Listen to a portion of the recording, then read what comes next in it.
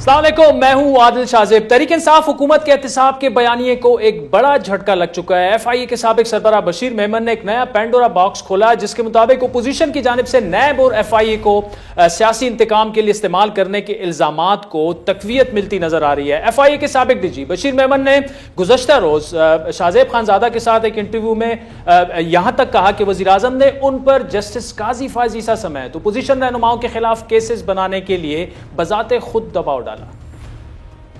जो गए थे, मैंने आपको बताया ना कि उठते ही मुझे शुरू में ही मुझे मुलाकात करवाई गई प्राइम मिनिस्टर साहब से, और उन्होंने कहा कि बशीर आप हिम्मत करो, you are a very good officer, I know कि जो आप करते हैं काम वो लीगल बड़ा अच्छा होता है और बड़ा स्ट्रांग केसेस बनते हैं।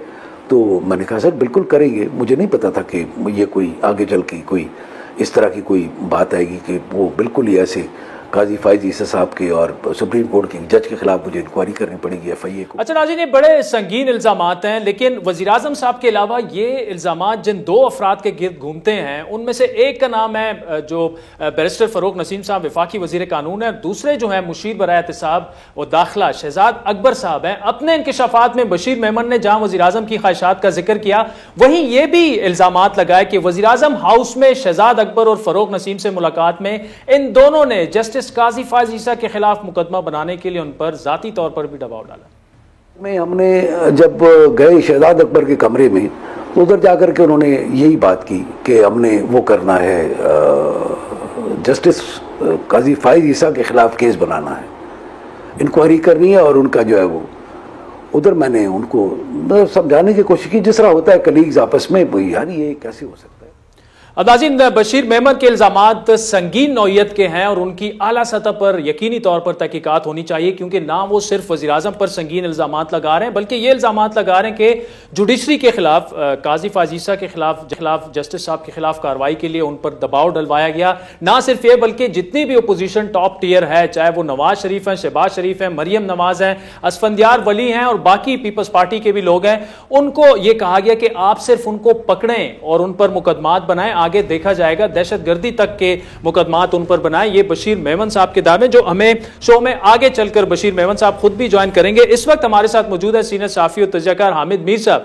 अब एक तो बशीर मेमन साहब के इल्जामात हैं, और ये आप जैसे सहाफियों को पता है कि जब से वो रिटायर हुए हैं तो बहुत सारे लोगों से उन्होंने ये बहुत सारी मालूमात शेयर कर भी ली थी, ऑफ द रिकॉर्ड थी, अब वो खुल के सामने आ गए हैं।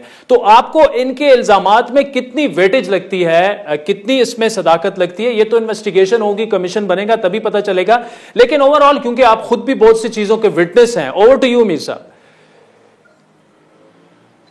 देखिए, बशीर मेमन साहब को मैं काफी पुराना जानता हूं, और जब वो DG FIA थे तो यकीनन इमरान खान साहब और उनके दरमियान बहुत से मामलात पर इख्तिलाफ राय भी हुआ है। लेकिन जहां तक मेरी जो फर्स्ट हैंड इंफॉर्मेशन है वो थोड़ी सी डिफरेंट है। मैं ये नहीं कह रहा कि बशीर मेमन साहब ने जो कहा है वो गलत कहा है, यकीनन उन्होंने सही कहा है। और मुझे याद है कि ख्वाजा आसिफ साहब जो हैं, जब उन पर गद्दारी का मुकदमा बनाने के लिए कैबिनेट ने इनको कुछ डॉक्यूमेंट्स भेजे थे, तो उस वक्त मैंने इसको कंफर्म किया था ख्वाजा आसिफ साहब से, और ख्वाजा आसिफ साहब ने बताया था कि FIA की तरफ से उनको अप्रोच किया गया, और फिर मैंने अपने शो पे वो खबर ब्रेक भी की थी कि FIA जो है उनके खिलाफ कोई इंक्वायरी कर रही है। तो FIA ने इब्तदाई तौर पर कोई ख्वाजा साहब को बुलाया तो था, लेकिन आउटराइटली FIA ने इनकार नहीं किया था, लेकिन क्योंकि केस बनता नहीं था तो FIA ने नहीं बनाया। लेकिन एक बात मैं आपको बताना चाहता हूं कि डॉक्टर शाहिद मसूद साहब जो हैं, जो पहले जियो में हमारे साथ थे और फिर वो एक जमाने में PTV के हेड भी बन गए थे, तो उनको इमरान खान साहब की हुकूमत बनने के बाद FIA ने किसी केस में गिरफ्तार किया। तो शाहिद मसूद साहब ने अडयाला जेल से मुझे मैसेज भेजा कि जरा आके मुझे मिल लें। मैं उनको जब मिलने गया वहां पे अडयाला जेल, तो वहां पर उन्होंने मुझे ये कहा कि ये जब मुझे कोर्ट में पेश करते हैं तो मेरे हाथ में हथकड़ी लगाई होती है, जबकि बाकी लोगों को हथकड़ी लगा के पेश नहीं करते। तो इनको कहें कि मुझे हथकड़ी लगा के पेश ना किया करें, क्योंकि जो हथकड़ी लगाते हैं वो बड़ी टाइट होती है। तो अब ये उन्होंने मुझसे फरमाइश की। मेरे को उनके साथ अच्छे ताल्लुकात नहीं रहे शाहिद मसूद साहब के साथ, वो मेरे पर बड़ी तनकीद करते रहे, लेकिन क्योंकि उन्होंने खुद बुलाकर मेरे से बात की, तो मैं फिर अगले दिन मैंने वजीर आज़म इमरान खान साहब से टाइम लिया और मैंने वजीर आजम साहब को बताया जी कि मैं अपने किसी काम से नहीं आया, तो शायद मसूद साहब जो है वो गिरफ्तार हैं, तो उनका ये मसला है कि उनको हथकड़ी लगा के पेश किया जाता है। तो पहले तो वजीर आजम साहब ने ये कहा कि मुझे तो पता ही नहीं कि शायद मसूद गिरफ्तार हैं। बहरहाल उन्होंने कहा अच्छा आप उनके लिए आए हैं। उन्होंने मेरे सामने DGFIA बशीर मेमन साहब को कॉल मिलाई और बशीर मेमन को ये कहा कि आप अपनी इंक्वायरी जारी रखें उनके खिलाफ, लेकिन ये इंतजाम करें कि उनको हथकड़ी लगाकर कोर्ट में पेश ना किया जाए। तो मेरे सामने उन्होंने बात की। अब मेरा यही ख्याल था कि अब उनको हथकड़ी नहीं लगाई जाएगी। तो उसके बाद फिर यह हुआ कि 2 दिन बाद शायद मसूद साहब को दोबारा कोर्ट में पेश करना था, तो उनकी पहले एक हाथ में हथकड़ी होती थी, फिर उनके दोनों हाथों में हथकड़ी लगा के पेश किया गया और उनको जो प्रिजनर वैन थी उसके अंदर उनको लॉक लगा दिया गया, उनके हाथ ऊपर करके ना और छत के साथ बांध दिया गया। तो उस पर हमें बड़ा अफसोस हुआ। तो मैं ये नहीं कहता कि वो बशीर मेमन साहब ने किया होगा, लेकिन ये है कि मेरे लिए ये बड़ी एक अजीब सी बात थी कि मेरे सामने वजीर आजम साहब जो हैं उन्होंने कोई गैर कानूनी बात नहीं की बशीर मेमन साहब को। उन्होंने सिर्फ इतना कहा कि प्लीज मेक इट पॉसिबल कि आप शायद मसूद को कोर्ट में पेश करें, तो उनके एक हाथ में हथकड़ी नहीं होनी चाहिए। लेकिन अब 2 दिन बाद जब वो पेश हुए तो उनके दोनों हाथों में हथकड़ी थी। मुझे नहीं पता कि वो किसने किया, लेकिन as a journalist, as a human being मुझे यही मैसेज मिला कि DGFIA जो है वो प्राइम मिनिस्टर ऑफ पाकिस्तान की बात नहीं मानता। ठीक है, मतलब तो मीर साहब फिर यह कहा जाए कि जो बशीर मेमन साहब कह रहे हैं कि उन पर प्राइम मिनिस्टर साहब ने ओपोजिशन रहनुमाओं पर मुकदमात के लिए दबाव डाला, या काजी फाजीसा का वो कह रहे हैं उन पर मुकदमा कायम करने के लिए दबाव डाला, शायद वो उनकी बात दुरुस्त हो, लेकिन वो दबाव जो है वो सिर्फ वजीर आजम का नहीं मानते थे, वो कहीं और से भी शायद अहकामात लेते थे। ये कहा जाए तो दुरुस्त होगा। चले मैं आपको अगली बात भी बता देता हूं कि फिर जब मुझे ये महसूस हुआ कि डॉक्टर शाहिद मसूद साहब जो हैं वो वजीर आज़म इमरान खान साहब की वजह से जेल में नहीं है, हो सकता है कोई और वजह हो, तो फिर हमने कहीं और भी बात की उनकी, हमने वहां कहीं और भी सिफारिश की और कुछ आर्गूमेंट्स हुए और फिर कुछ दिनों के बाद शाहिद मसूद साहब की जमानत हो गई थी, तो FIA जो है वो उसने अपना काम बंद कर दिया। तो इसका मतलब यह है कि बशीर मेमन साहब जो है वो ठीक है, वजीर आज़म साहब की नहीं मानते थे, लेकिन हो सकता है किसी और की मानते थे। ठीक, तो इसमें मीर साहब फिर क्या इससे मैसेज क्या लिया जाए? अभी बशीर मेमन साहब का सामने आना और ये जो बशीर मेमन साहब बातें कर रहे हैं, ये तो ओपोजिशन तकरीबन यही बातें कर रही है, तो हुकूमत का जो एहतसाब का एक बयानिया है उसको तो क्या ये कह सकते हैं कि इतना धचका लगा है कि शायद अब एहतसाब का नाम लेना भी मुश्किल हो जाएगा इस मुल्क में, खुसूसन इमरान खान की गवर्नमेंट के लिए? देखिए, मैं ये बिल्कुल भी नहीं कह रहा कि बशीर मेमन साहब ने जो दावे किए हैं वो गलत किए हैं। मैं ये कह रहा हूं कि वो सिर्फ और सिर्फ इमरान खान साहब पर तनकीद कर रहे हैं, लेकिन बतौर DGFIA वो और भी अतराफ से उन पर दबाव आता रहा और मैं एक आई विटनेस अकाउंट मैंने आपके सामने पेश कर दिया है। तो उस आई विटनेस अकाउंट की को सामने रखते हुए मेरा यह ख्याल है कि हो सकता है इमरान खान साहब ने भी उनको कहा हो कि आप काजी फाजीसा के खिलाफ कोई मुकदमा बनाए, लेकिन इमरान खान साहब जो हैं उनकी तो कोई लड़ाई नहीं थी काजी फाजीसा के साथ। मैं आपको एक और वाकया बताता हूं, अगेन फर्स्ट हैंड इंफॉर्मेशन आपके साथ शेयर कर लेता हूं। काजी फाजीसा साहब के खिलाफ जो रेफरेंस फाइल किया गवर्नमेंट ने वो मई 2019 में किया। मैंने फरवरी 2019 में एक कॉलम लिखा था, जंग अखबार में शाया हुआ था, और उसमें मैंने ये लिखा था कि मुझे ये पता चला है कि काजी फाजीसा से हुकूमत खुश नहीं है, कुछ और लोग भी खुश नहीं है, तो उनके खिलाफ कोई कार्रवाई होने वाली है, तो खुदारा उनके खिलाफ ऐसी कार्रवाई ना करें। और उसकी वजह मैंने ये बयान की थी कि काजी फाजीसा साहब ने मेमोगेट कमीशन में पीपल्स पार्टी को नाराज किया, कोयटा बम धमाके में उनकी इंक्वायरी थी तो मुस्लिम लीग नून की गवर्नमेंट उनसे नाराज हो गई, और फैजाबाद धरना केस में उन्होंने फैसला लिखा तो तहरीक इंसाफ की हुकूमत उनसे नाराज हो गई है। तो वो एक ईमानदार जज है, हर हुकूमत उससे नाराज हो जाती है, उसके खिलाफ कार्रवाई ना करें।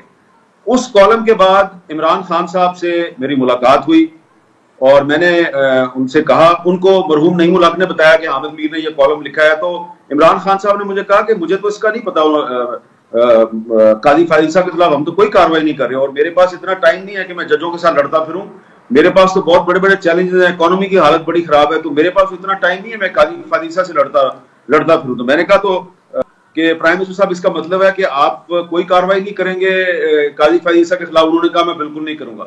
लेकिन थोड़े दिन बाद जो है वो हमें खबर मिली कि उनके खिलाफ कार्रवाई हो रही है और फिर रेफरेंस भी फाइल हो गया। तो इसका मतलब यह है कि बशीर मेमन साहब को यकीनन कहा होगा किसी ना किसी ने, प्राइम मिनिस्टर ऑफिस में किसी ने कहा होगा, लेकिन बशीर मेमन साहब को यह भी पता है कि काजी फायरीसा से असल में नाराज कौन था। इमरान खान नाराज नहीं थे, कोई और लोग नाराज थे।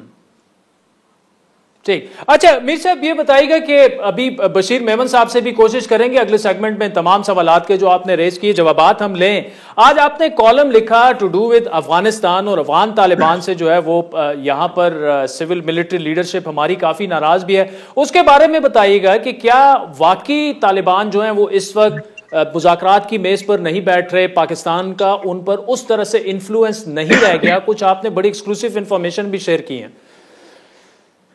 देखिए मेरी अफगान तालिबान से भी बात हुई है जो दोहा में उनकी लीडरशिप मौजूद है, और पाकिस्तान में कुछ लोगों ने भी हमारे साथ कुछ इंफॉर्मेशन शेयर किया है। ये जो पिछले हफ्ते इस्तांबुल में पीस कॉन्फ्रेंस थी, तो इस पीस कॉन्फ्रेंस में तालिबान ने शामिल होने से इनकार किया था, और ये एक बहुत बड़ा धचका है पीस प्रोसेस को। उससे पाकिस्तान के वो लोग जो तालिबान से राब्ते में थे वो उनसे काफी नाराज नजर आते हैं, और उन्होंने तालिबान से को ये बहुत वाज़ेह अल्फाज में कह दिया है कि बस बहुत हो गया, अब हम मजीद जो है वो आपके साथ नरमी नहीं इख्तियार कर सकते।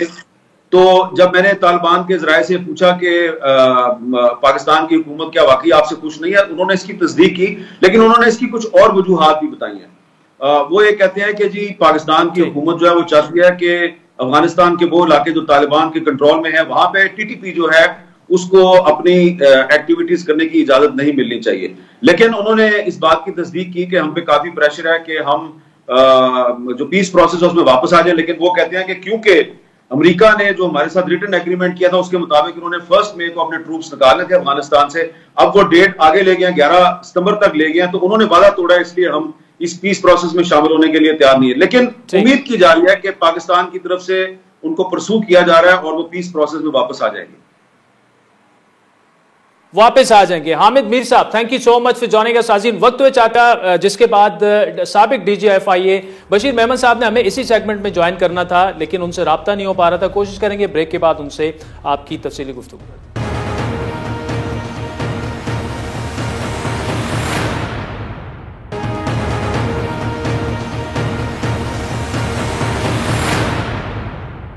वेलकम बैक नाज़रीन। ब्रेक से पहले हामिद मीर साहब से तफसीली गुफ्तगू हम कर रहे थे। साबिक DGFIA बशीर मेमन साहब के जो कल शाहज़ेब खानज़ादा के प्रोग्राम में इंकशाफात से भरपूर इंटरव्यू था, उस पर तफसीली गुफ्तगू हमने हामिद मीर साहब से की। इस वक्त खुद साबिक DGFIA बशीर मेमन साहब हमारे साथ मौजूद है। मेमन साहब, thank you so much for joining अस। पहले तो ये बताइएगा कि हामिद मीर साहब से तफसीली गुफ्तगू हुई, वो ये समझते हैं कि ठीक है, हो सकता है आपकी सारी बातें दुरुस्त हों, तो इमरान खान हो सकता है मुबैना तौर पर आप पर दबाव डाला हो, आप जो ये सब कुछ कह रहे हैं वो ठीक कह रहे हैं, लेकिन वो ये कह रहे हैं कि और जगहों से भी आप पर दबाव था। फिर वो डॉक्टर शाहिद मसूद वाला केस उन्होंने कहा कि जी वो इमरान खान के कहने पर अरेस्ट नहीं हुए थे, तो इसमें कितनी सदाकत है? क्या सिर्फ इमरान खान आप पर दबाव डालते रहे कार्रवाइयों के लिए, FIA को इस्तेमाल करने के लिए मुखालिफिन के खिलाफ? मैं थोड़ा सा अर्ज करूं कि बिल्कुल जो मैंने कहा है आई एम ऑन रिकॉर्ड, और ये दुनिया को पता है, सबको पता है, जो मेरे वो होते थे, जो मेरे करीब के मतलब जो भी अफसर्स होते थे उनको भी पता हो कि कहीं और से प्रेशर नहीं था। शाहिद मसूद साहब का जो अरेस्ट हुआ था वो कोर्ट में बेल कैंसिल होने पर हुआ था और कोर्ट रूम से उन्होंने किया था। फिर उसके बाद हामिद मीर साहब मिले थे प्राइम मिनिस्टर साहब से। प्राइम मिनिस्टर साहब ने मुझसे पूछा था कि इनको हथकड़ियां लगा के क्यों पेश करते, तो FIA नहीं पेश करती थी, ये जिला पुलिस करती थी, बस जो जिला पुलिस थी। फिर हमने जिला पुलिस को कहा था कि जी ये हथकड़ी लगा के क्यों पेश करती, एक पढ़े लिखे आदमी को, मतलब जाहिर है मतलब कहीं भागा तो नहीं जा रहा। तो सर मेमन साहब यहाँ पे इंटरप्ट इसलिए करना चाहूंगा कि मीर साहब ने ये कहा कि आपको इमरान खान साहब ने कहा कि उनको हथकड़ियां ना लेके आए, अगले दिन एक की बजाय 2 हथकड़ियों में उन्हें लाया गया, तो इसलिए वो कह रहे थे कि कहीं और से इंस्ट्रक्शंस ले रहे थे। आपका क्या है? मैं ये अर्ज कि मैंने उनको भी बताया था, मतलब उस वक्त भी, कि जी ये पुलिस की जिम्मेदारी होती है, FIA की जिम्मेदारी ही नहीं होती। जो भी बंदा जुडिशियल कस्टडी में जाता है उसको जा करके वो जो कंसर्निंग प्रोसिक्यूशन डिपार्टमेंट होता है, वो प्रोसिक्यूट करने के बाद जाकर के कोर्ट के हुक्म से जाकर के वो दे देते हैं जुडिशियल कस्टडी में। जुडिशियल कस्टडी से कोर्ट में लाने की जिम्मेदारी जिला पुलिस की होती है, ये उस डिपार्टमेंट का और उस थाने का काम नहीं होता। जिस तरह मैं ठीक है सर, ये आपका वर्जन आ गया, मेमन साहब कुछ चीजें मैं आज अपने ही प्रोग्राम में ऑन द रिकॉर्ड भी लाना चाहता हूं। कल भी आपसे सवाल हुआ, आज भी सारा दिन ये होता रहा कि बशीर मेमन साहब ने जो इंकशाफात कल रात को किए हैं तो ये पहले क्यों नहीं कर सकते थे। तो मैं नाज़रीन आज आपको बताना चाहता हूं कि बशीर मेमन साहब की रिटायरमेंट के बाद मेरी और बशीर मेमन साहब की 2 मुलाकातें हो चुकी हैं। कुछ मेरा ख्याल है उसमें टाइम वगैरह भी मेरे पास उसमें लिखा हुआ है, जिसमें बशीर मेमन साहब ने यही बातें मुझे बताई थी। 2 दोस्त हमारे और भी थे, साफी दोस्त, लेकिन रिक्वेस्ट हमसे ये की थी कि ये ऑफ द रिकॉर्ड है। और उसमें मेमन साहब मैं इसलिए रिकॉर्ड पे लाना चाहता हूं कि मैं आपसे इस वक्त जो पूछ रहा हूं वो शायद आपने कल खुलकर नहीं की, कि आपने जो इल्जाम वजीर आजम साहब पर लगाया कि उन्होंने कहा कि जी शरीफ खानदान, नवाज शरीफ, शहबाज शरीफ, मरियम नवाज, उनके खिलाफ टेररिज्म के केसेस बनाए, चार्जेस लगाए, आप नहीं माने। फिर पर्सनल सेक्रेटरी साहब को कहा कि जी इनको ले जाके जरा आप जो हैं जरा मनाएं इनको कि ये काम कर लें। उसके बाद you ended up in a room, मैं इससे ज्यादा कुछ नहीं कहूंगा, प्राइम मिनिस्टर ऑफिस में। वो क्या किस्सा था?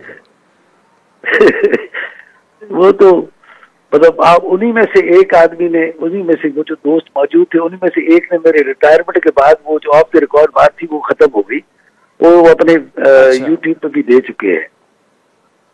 बात ये था कि आपको याद होगा कि ये था मैंने बात की थी ख्वाजा आसिफ के सिलसिले। ख्वाजा आसिफ का जब बहुत ज्यादा हुआ तो फिर मैंने उसने मुझे कहा कि अच्छा आप आ जाएं। तो हम गए आजम खान के ऑफिस में, आजम खान और मैं, फिर चूंकि आजम खान के ऑफिस में दूसरे अफसर भी बैठे थे तो उसके पास कोई रिटायरिंग रूम नहीं है, तो हम ऐसे बाथरूम की तरफ चले, दोनों उधर खड़े हुए और उधर जाकर के उसने तो फिर मैंने उसको यही बताया, मैंने कहा क्या कर रहे हो, ये समझाओ प्राइम मिनिस्टर साहब को, ये नहीं आता उस गद्दारी के जुमरे में भाई। फिर मैंने उनके अपने बेटों का नाम लिया, मैंने कहा यार वो भी तो आते हैं ना यहाँ पे, प्राइम मिनिस्टर ऑफिस में आके रहते हैं, और खुदा खुदा खुदा खुदा करो वो वहां पे कहाँ पे रहते हैं, दे आर ब्रिटिश नेशनल। कल को उनके खिलाफ भी पर्ची हो गई।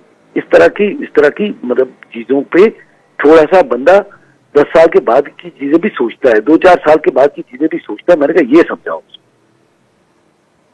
मतलब ये मेरे ख्याल में आपको मैंने उस वक्त भी बताया था।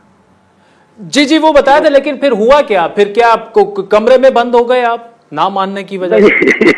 नहीं, फिर तो अब जाहिर है वो तो बात तो हो गई, तो मैं निकल आया वहां से, और फिर उसके बाद तो जाहिर है वो केस ही नहीं बना। बस जाहिर है मैंने बनाना भी था, ठीक है, अच्छा नहीं बनाना था कि नहीं बनता था, इसलिए नहीं बना, कोई एविडेंस नहीं था। एविडेंस वही बात है ना कि कौन सा piece of national security of Pakistan was handed over by Mr. Khwaja Asif to somebody who was not entitled for that. अच्छा मेमन साहब एक बात बताएं कि आपने काफी सारे, आपको बड़ा एक अच्छा ऑफिसर माना जाता है, बहुत सारे केसेस आपने किए। फर्ज करें जो आपका फेक अकाउंट्स वाला केस था, 54 अरब रुपए उसका, लेकिन वो कंक्लूजन तक नहीं पहुंचा। बड़ी मेहनत आपने की, 3 साल हो गए हैं, कन्विक्शंस उसमें नहीं हो रही, तो उसकी क्या वजह है? क्या ये तो नहीं है कि हाथ होला रखा जा रहा है किसी एक पार्टी पर? क्योंकि ये भी कहा गया कि आपने दबा के उसमें काम किया, क्योंकि बहुत से लोग समझते हैं कि शायद आपने जरदारी साहब को टारगेट किया, पीपल्स पार्टी को टारगेट किया, बाकी किसी पार्टी के खिलाफ आप नहीं जाते, और आपने FIA, लेकिन वो हो भी गया फेक अकाउंट्स केस, उसमें हुआ कुछ भी नहीं। देखें, मैं आपको अर्ज करूं कि वो हमने केस इनिशियल हमने किया, मेरे आने से पहले से वो केस चल रहा, मैंने आकर के वो केस उठाया, वो केस चल रहा था जिस तरह होता नॉर्मल रूटीन में चल रहा था। उसके बाद सुप्रीम कोर्ट ने सो मोटो लिया, हम हर 15वें दिन उसमें अपनी रिपोर्ट जमा करवाते थे, हर आफ्टर एवरी 15 डेज। फिर उसके बाद वो केस में JIT बनी, JIT ने अपनी, उसमें मेरा कोई ताल्लुक नहीं था, हाँ FIA थी उसमें, लेकिन दूसरे डिपार्टमेंट्स भी आ गए, दूसरे में SCCP था, FBR था, NAB था, और फिर हमने उन लोगों ने मिलकर किया। उसका JIT का चेयरमैन मैं नहीं था, JIT का चेयरमैन हमारे ADG एडिशनल डायरेक्टर जनरल हैं, वो थे। अच्छा, उन्होंने जी सर, लेकिन सर इस पे कोई दबाव था आप पर, जेआईटी पर कोई दबाव था जरदारी? मैं थोड़ा सा अर्ज कर दूं। अच्छा, फिर वो सारे के सारा as it is cases transfer हो गए इन्वेस्टिगेशन होने के बाद नैब को। नैब ने फिर उनको प्रोसेस करके और अरेस्ट करके लोगों को फिर इंक्वायरी को रेफरेंसेस बना के नैब ने फिर फाइल किए। तो हमने एक तरह से वो जो जितना भी था वो सारे 5-6 डिपार्टमेंट्स ने मिलके वो काम किया।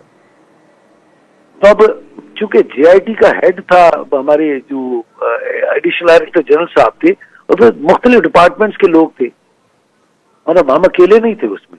शुरू में अकेला था एफआईए, और उसका जो टीम का जो हेड था वो नजफ कुली मिर्जा साहब थे, एडिशनल डायरेक्टर जनरल थे वो भी सिंध के। लेकिन बाद में वो केसी ट्रांसफर हो गया तो जेआईटी बन गई। जेआईटी तो फिर जाहिर है काम तो कराची में कर, लेकिन वो मतलब उनका बिल्कुल अलग से इंतजाम ही अलग था, हर चीज अलग थी, बिल्डिंग ही अलग थी, और उनका मतलब उन्होंने अपना एक सिस्टम बनाया। तो इसलिए एक डिपार्टमेंट नहीं था, उसमें डिफरेंट डिपार्टमेंट्स थे। एससीसीपी था, security exchange commission of Pakistan. लेकिन सर ये आगे क्यों नहीं बढ़ रहा? फेक अकाउंट केस जो है उस तरीके से आगे क्यों नहीं बढ़ रहा? क्योंकि हमें तो ये बताया गया था ओपन एंड शट केस है, और ये क्या हो गया दरमियान में? अब ये मुझे नहीं पता, इसलिए कि वो केस तो जाहिर है नैब ने ही चालान किया, तो उनको पता होगा ज्यादा कि क्या हुआ है, क्या हो रहा है, क्या नहीं हो रहा। और लीगल प्रोसेस है पाकिस्तान में, जाहिर है व्हाइट कॉलर क्राइम है, वो चलता है, और उसमें अरेस्ट भी हुए लोग, उसमें मतलब अभी जाहिर है केस चलने में टाइम तो लगता है, 4-5 साल लग जाते, कोर्ट्स कम है। फिर उसके बाद ये है कि वो मतलब आईओज भी कम है, इन्वेस्टिगेटिव ऑफिसर्स भी कम है, कोर्ट्स भी कम है। मेरे ख्याल में अभी सुप्रीम कोर्ट ने ये ऑर्डर्स तो किए हैं कि जी कोर्ट्स मेरे ख्याल में कोई 122 के करीब ज्यादा कोर्ट्स बनानी है, वो हो जाएंगे। अच्छा मेमन साहब, असल जो कहानी है वो अब तो ये है कि आपको लीगल नोटिस भी सर्व हो गए हैं। शहजाद अकबर साहब भी आज इंटरव्यूज दे रहे हैं, फरोग नसीम साहब भी दे रहे हैं, और वो ये कह रहे हैं कि जी आपने एक तो जो कहा वो झूठ कहा, उसके पॉलिटिकली मोटिवेटेड है, आप ओपोजिशन को फायदा मुख्तलिफ एक जमात को पहुंचाना चाह रहे हैं, और दूसरा ये कि वो कह रहे हैं एविडेंस के बगैर आप इतना बड़ा दावा कैसे कर सकते हैं? आपके पास क्या एविडेंस, आपके पास क्या है? आप इतनी बड़ी बात कर गए, आप खुद पुलिस ऑफिसर रह चुके हैं। मैं यही बात कर रहा हूँ, अल्लाह ताला बहुत बड़ा है, अल्लाह ताला बहुत बड़ा है। मैं जब बात कर रहा हूँ, मैं जब कह रहा हूँ कि आपने लीगल नोटिस दिया, बहुत अच्छा किया, मैं उसका जवाब दूंगा, और बिल्कुल आप कोर्ट में ले जाएं मुझे, मैं कोर्ट में आऊंगा इंशाल्लाह। और मैं ये रिक्वेस्ट करता हूँ कि अगर ये इससे बेहतर नहीं है कि वो गवर्नमेंट ऑफ पाकिस्तान वो लिख दें सुप्रीम कोर्ट के, वो अपना कोई जुडिशियल कमीशन बना लें और वो बैठ के वो कर लें।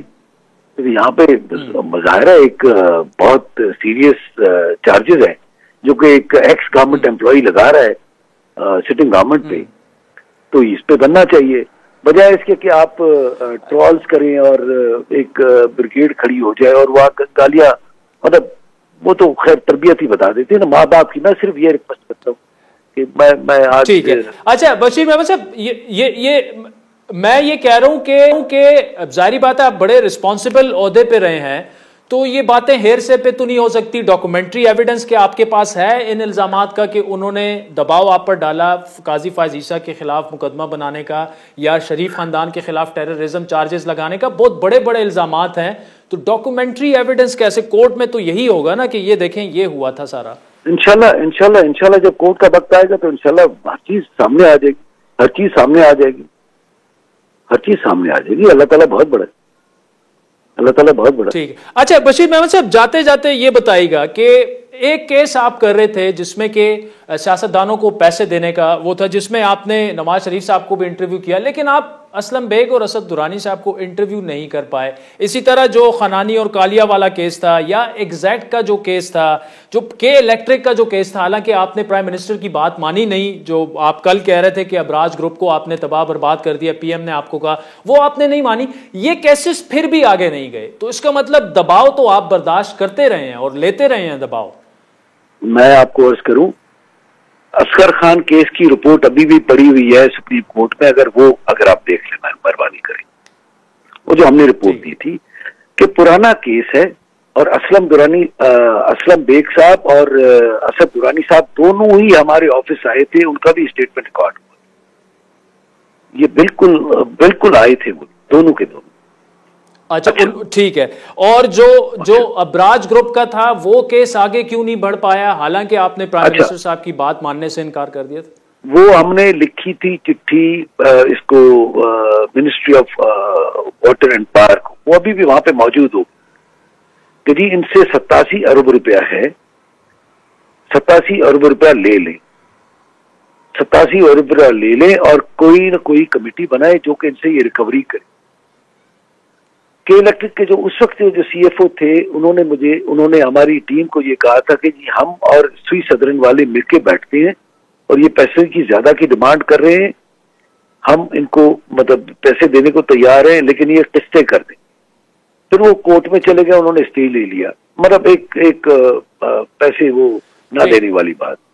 फिर मुझे मतलब पता ये लगा कि वो शंघाई इलेक्ट्रिक आ रही है, तो मैंने प्राइवेटाइजेशन कमीशन में एक चिट्ठी लिखी थी कि जी ये 87 अरब रुपया ये देख लीजिएगा कि वो जो नई कंपनी आ रही है जो खरीद रही है के इलेक्ट्रिक, वो 87 अरब रुपया उनको पता होना चाहिए कि ये सी सदरन के इन्होंने देनी है और बैलेंस शीट को जरा देख लें इनकी।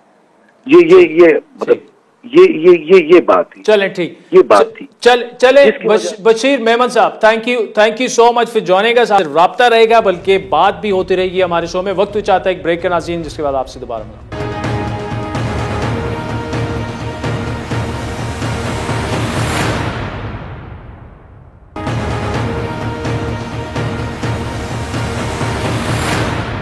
वेलकम बैक नाज़रीन। ब्रेक से पहले साबिक DGFIA बशीर मेमन साहब का तफसीली इंटरव्यू आपने सुना। उससे पहले हामिद मीर साहब हमारे साथ मौजूद थे। बड़े संगीन इल्जामात उन्होंने लगाए, खुसूसन मैंने कम्स टू जुडिशरी कि जी इमरान खान साहब ने उन पर दबाव डाला था कि जस्टिस काजी फायज़ ईसा के खिलाफ जो है वो आप कार्रवाई करें। इस वक्त रशीद रिजवी साहब सुप्रीम कोर्ट बार एसोसिएशन के साबिक सदर है, सीनियर लॉयर हमारे साथ मौजूद है। रिजवी साहब, पहले तो thank you so much for joining अस। कैसे देख रहे हैं आप इसको, कितने संगीन ये इल्जामात हैं? लेकिन उससे भी बड़ा सवाल ये है कि इल्जामात तो संगीन हो सकते हैं, इसको प्रूफ भी करना होगा कोर्ट ऑफ लॉ में, तो ये कैसे होगा? बशीर मेमन साहब, क्या आप समझते हैं कि उनके पास इतना एविडेंस होगा और वो एविडेंस जो है वो कोर्ट में भी करामत साबित होगा? अब ये पता नहीं है, वो उनका एक इंटरव्यू मैंने देखा था, उसमें तो बाकायदा वो डेट्स से और टाइम के रेफरेंस से बात कर रहे हैं। अब ये वहाँ की लॉग बुक देखनी पड़ेगी। प्राइम मिनिस्टर सेक्रेटेरिएट में एक लॉग बुक होती है और गवर्नमेंट सेक्रेटेरिएट्स में भी होते हैं, मिनिस्टर्स के पास कौन आ रहा है, कितने बजे आ रहा है, कितने बजे गया, तो वो देखना पड़ेगा, या इन्होंने मिसप्लेस कर दी हो, कुछ भी हो। लेकिन ये इल्ज़ाम बहुत संगीन है और अगर आप इस इल्ज़ाम को आइसोलेशन में ना देखें, जो पहला फैसला था रिव्यू से पहले और उनके ऑथर थे मेजॉरिटी जजमेंट के जनाब जस्टिस उमर अत्या बंदियाल साहब, उन्होंने भी इतनी हाईलाइट की थी conspiracy, intrigue between law minister, attorney general और मिर्जा अकबर बेग जो हैं उनके, ये सारा उन्होंने बताया था और ये होल्ड किया था फाइनली, और 10 के 10 जजों ने इसको एग्री किया था कि ये मलाइस इन लॉ है, their act amounts to malice in law. उसके बाद अगर उसके साथ आप फिर बशीर मेमन साहब का भी स्टेटमेंट रखेंगे तो आपको अंदाजा हो जाएगा कि कुछ ना कुछ दाल में काला जरूर है, कि ये सब कुछ बनाया गया था, किस जल्दबाजी में इन्होंने किया है। एक सिर्फ इनका एजेंडा था टू हैंग दिस ऑनेस्ट जज, बस उसके अच्छा रेजू साहब, इसके काजी फायज ईसा के अलावा भी जो अहम मामला है, जो उन्होंने एक और बड़ा एक दावा किया है कि प्राइम मिनिस्टर साहब ने उन्हें बुलाकर ये कहा था कि ओपोजिशन के रहनुमाओं के खिलाफ मुकदमात बनाए, शरीफ खानदान के खिलाफ टेररिज्म के चार्जेस और मुकदमात लेके आए।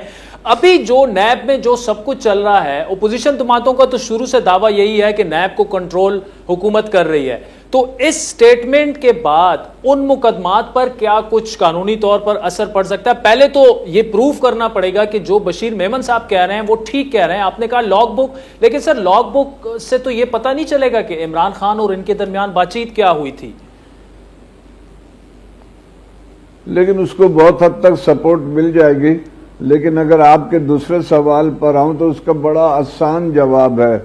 आप देखें, करोड़ों के जो गबन हो रहे हैं वो सब जा रहे हैं नैब के पास। अरबों का जो गबन है, जो अब खुद कहते हैं कि 40 अरब रुपए गरीब आवाम के जेबों में डाका डाल के चीनी चोर, आटा चोर ले गए हैं, वो FIA कर रही है और किस स्पीड से कर रही है वो आपको मालूम है। तो ये तो साफ वाज़ेह है कि अपोजिशन के केसेस नैब देखेगी, उनके फेवरेट के केसेस FIA देखेगी जो उनके टोटल कंट्रोल में है। तो ये मैं समझता हूँ अपोजिशन का बयान, और फिर उसको उस रेफरेंस से आप बशीर मेमन साहब का बयान देखें तो वो बहुत हद तक तक़वियत पहुंचाता है इस बात को कि उसमें कुछ हकीकत है कि अपोजिशन को महज सिर्फ ड्रैग करना है मुकदमों में। चले, रशीद रिजवी साहब, thank you so much for joining us. एहतसाब पर रशीद रिजवी साहब भी सवालात उठा रहे थे। तो होना ये चाहिए कि खुद इमरान खान साहब को बड़े संगीन इल्ज़ामात लगाए हैं बशीर मेमन साहब ने, इसकी क्लैरिफिकेशन देनी चाहिए और कोई जुडिशल कमीशन भी बनना चाहिए ताकि प्रोब हो सके। बड़े संगीन इल्ज़ामात हैं कि दूध का दूध और पानी का पानी हो सके। वक्त चाहता है एक ब्रेक का, जिसके बाद कराची में कल बड़े अहम इंतखाबात होने हैं, ज़िमनी इंतखाबात, उस पर बात करेंगे हमारे साथ।